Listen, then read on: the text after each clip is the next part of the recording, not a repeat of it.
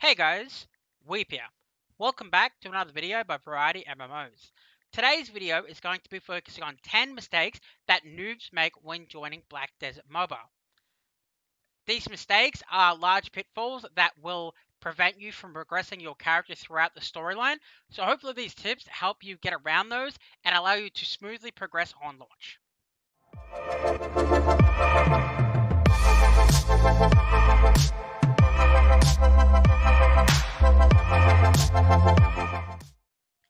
Action points.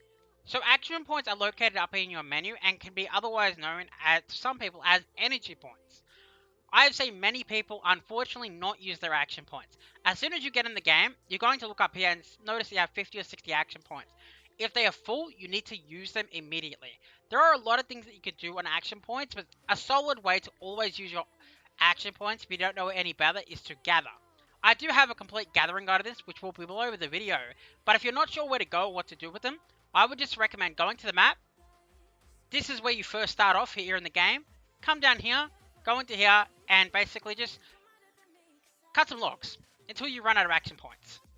It'll progress you, it'll make more sense later, but please use your action points however you want, but make sure that you use them. By not using them, you're setting yourself far behind other people in a variety of ways, which we'll talk a little bit more as we go into the video.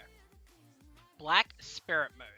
So a lot of people would already know that by using the Black Spirit Mode, you can go AFK and not have to worry about your character. But there's actually one more way to take advantage of this mode. So as you can see here, I am AFK grinding mobs. When you're questing, you're going to run into mobs that are, say, roughly your battle power or a little bit higher, and you're going to use up a lot of potions. Especially on quests that say like 200 mobs, and they're like 200 elite mobs, and you're going to use probably like 100 to 200 potions, which is quite expensive to keep doing. But what you can do is, while questing, go into your Black Spirit, and then turn on auto hunt. And let's say you have 70, 100, 200 mobs. Leave it on auto hunt while you're attacking those mobs and go AFK for 10 minutes. Come back. It'll be a little bit slower than if you did it manually. But what this does is that you don't use any potions while in Black Spirit mode. So you basically got to complete the quest without using your 1-200 potions, which will save you a lot of money in the long run. Again, it is a little bit slower and only worth doing on mobs that you're really struggling against. But if you do this properly towards about the level 50s, you're probably going to save yourself 500 to 1,000 pots, which is upwards of 500,000 to 1,000,000 silver that you're going to save just by turning your Black Spirit mode on. Shikaku coins. So everybody's favorite RNG monster in Black Desert Mobile will be Shikaku with these golden coins here. So if you go into Shikaku's gear store, you're going to notice that you have a lot of different equipment. A common mistake that what people are doing is they are joining the game and you have a couple of Shikaku coins. And people are going here and spending 10 Shikaku coins per attempt at a mysterious main weapon. And they're throwing all their gold coins at trying to get a main weapon. Not necessarily the way to go about this. So the best way to do this would be to attempt to get a yellow main hand and a yellow offhand. If you get an orange, hooray for you, you're an RNG god. But in general, go for yellow. And as soon as you get a yellow main hand and offhand, then you're going to want to get purple for the rest of your pieces. Do not keep rolling for your main hand and offhand to try to get another weapon to sell or to obtain an orange, because it is not the way to go. What people are doing is, because they don't have full purple, they don't have gear that's good enough to get through the storyline, and they're running into walls that they can't get through, but they've already messed up their character because they can't get any more Shikaku coins because they can't proceed.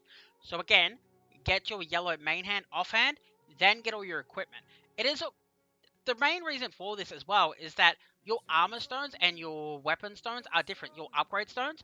So you'll get some to upgrade your weapons, some to upgrade your armor, and people are only focusing on weapons, so it halves how much you're able to upgrade, because purples are better than simply blues or greens. So make sure that you focus on both. A good way to keep track of this is down here. You'll see the menu.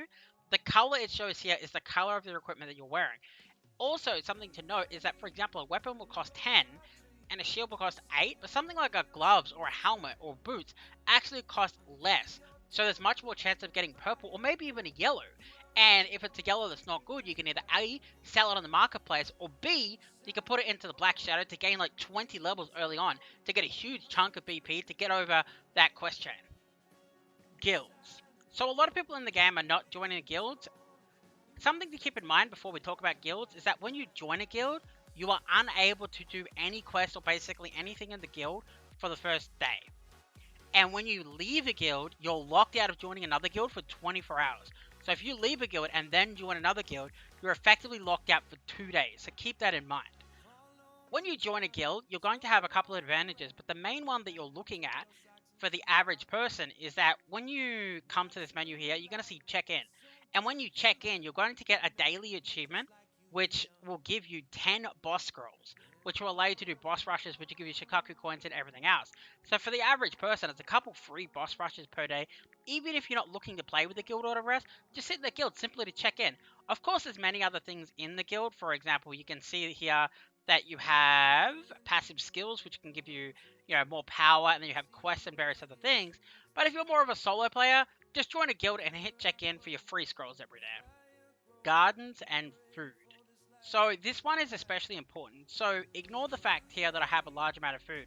But when you start the game, you're probably going to have a limit of about 5,000 food or something like that. And what people are doing is they're going into the single garden which you have at the beginning of the game. And they're planting something, for example. You'll see here that a tomato seed takes 8 hours to grow. And it gives 330 food. Okay, cool. So I'm going to get 330 food in 8 hours. But what people don't look is at the other plants. 8 hours to grow for a grape seed, 800 food. So it's giving you almost 3 times the amount of food for the same amount of time. So you're going to want to pay attention to how much food it's giving you, not only by how many hours it takes to grow, because this is a mistake. Also, something else to note is that, for example, sunflower seeds. They're not quite as efficient, but you can put them in there for 20 hours at a time, so you don't have to keep checking them. But what some people are doing is, at the beginning of the game, you only have a couple thousand food in your warehouse, like I mentioned, and you're going to run out of food pretty quickly when you send your villagers away. And people are putting in food that takes 20 hours. But 3 hours in, you need more food. So you're out of food for the next 17 hours, and you're slowing down your village, which is a crucial part of the game. So when you first get in, make sure that you put in a low one, even if it's carrots or, garlic seeds, it doesn't matter, but make sure you're putting in low ones that give a decent amount of food. You can buy these food from the vendor in town, so they're not hard to get. You can also get them from drops, but please do not put a high amount of food in there, otherwise you're really going to hurt yourself. Okay, crafting.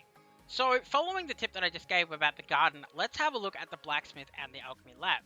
So what people are doing is they're going into the blacksmith and going into weapon or armor or whatever, and they're seeing that, hey, I can make a purple weapon. I'm going to sell this in the auction house. Mistake. So the reason you don't want to do this is because you need these resources to upgrade your base. When you upgrade your base, you obtain a lot more villages. So at the beginning, you're going to have like 4 or 5 villages. And right now, I have 20 villages, but very soon, as soon as I upgrade my lodging cap, I'm going to have 25 or 26 villages that I can send away for resources. Meanwhile, you have less because you've been spending them on the blacksmith and the alchemy labs to make things like potions or whatever else to make a little bit of silver. So by sacrificing a little bit of silver early on by making and selling these items, you're going to make a lot more later on. So always focus on your town hall until you're level 5. After you're level 5, then you can do the alchemy and blacksmith to make money if you want, but do not start doing this until after your town hall is level 5, or you're going to regret it. Note here that you do need to make mid-grade crystal chest times 2 for a path to power, which is okay to do on, but don't do anything else. PvP. A lot of people are not going to like this, but I'm going to recommend it anyway. So going into menu and opening up the arena. If you go into here, you'll see that how much silver you're going to get for your first couple of wins for the day. Granted, it is hard to get some wins when people wail and they do get ahead. All you can keep doing is keep going into the arena until you find somebody around your strength or weaker than you, so you can obtain. I believe it's 30 or 40 or something like that to unlock the arena, but as soon as you unlock that, go in there and try to get your wins, because as you can see here, it's a nice amount of silver for day 1, which will help you upgrade your gear and help you get over those humps. You're also going to get the chest for winning that will unlock in real time, which will give you really good stuff like stones, silver, shikaku coins, and various other objects. You can see what rewards you can get from in here, like for example, you get reward list. You see in here, you get some really sick items from these chests. So, if at all possible, make sure that you're going into PvP and just trying to get a couple of wins per day, especially day 1 and day 2, because it does give you rewards that really help you get through the main storyline, which is the main goal. Okay, so this mistake here doesn't affect quite as many people, but it will cripple you if you do this incorrectly.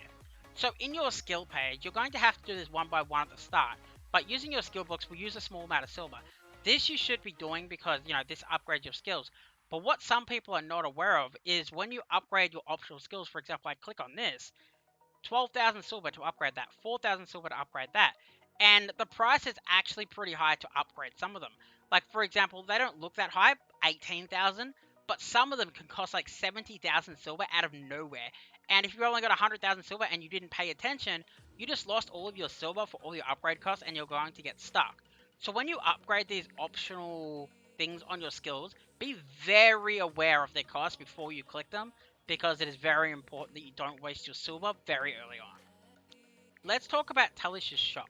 So a lot of people are doing this incorrectly as well, but if you go to the store, close down whatever the menu is, and go to Talish's shop. So this shop will refresh, and it'll tell you when it's going to refresh down here. You can use your black stones to refresh it if it's close, but generally I wouldn't do this because you need your black pearls. So here, people are probably going to think, I don't want to use my black pearls because I want to use them on other things, like for example, boss stamps or whatever else when they come up. But the things that you should always be buying is the magical condensed dark energy, the normal condensed dark energy, and skill books. The reason I tell you to buy these is because of this. So you go into here, go into open all chests.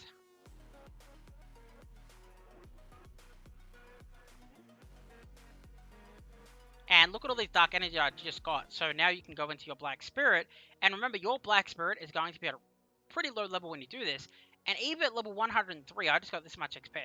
If you were like a level 40 black spirit, you're probably going to get like 4 or 5 levels, which is a big BP jump. And you're getting skill book stones, and all it's using is silver. And as you can see, I have 5 million silver. Silver is not hard to come by. So whenever you go into the store, you don't necessarily need to buy the black pearl items. That's kind of based on your own preference.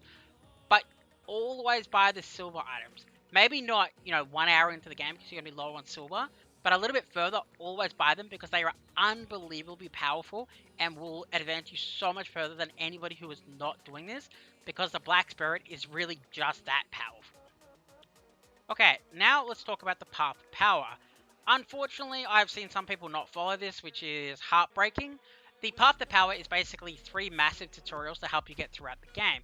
And they're not perfect, but they are a good general guide to help you enhance your character. Specifically, let's look at gear. So, first off, to note, let's say for example, I want to get to Weapon Enhance 4. You need to unlock both of these. So when you see lines like this, you have to unlock every possible path. You can't just go straight through the middle. But for example, it says Weapon Enhance 1, get a weapon at plus 10, cool. Next up, it's telling you to get gloves, it's telling you to get a good sub shield, and then Enhance 2, like plus 12 weapon, then it wants you to upgrade your armor. Overall, it's a good guide on telling you how to upgrade all of your gear to keep it relatively even so you can get throughout your questline. You also have the camp one here, which tells you how to upgrade your camp, and it's a good direction in aiming for your town hall right at the end. It also gives insane rewards, like look at that, 200 Shikaku coins, 100 Shikaku coins, black pearls, more black pearls, more black stones. It gives you really good items that you should really be aiming for. So make sure that you follow this to the best of your ability. I am aware that there are some that are harder to obtain. For example, buying pets. Like here, can't really obtain them, but you should be able to aim for at least 90% in each of these. Because if you're not following these, again, you will run into walls where you will not be able to complete the storyline. And the only possible way to get through those walls will be to grind, which will be very long and very painful. Okay, that covers everything in today's video. If you did like the episode, please do consider hitting that subscribe button above. If you have any questions about this video or any of my other content, feel free to contact me over on Twitch where I do live stream, or join our community Discord. Both links are available below the video. Thanks for watching, guys. Peace.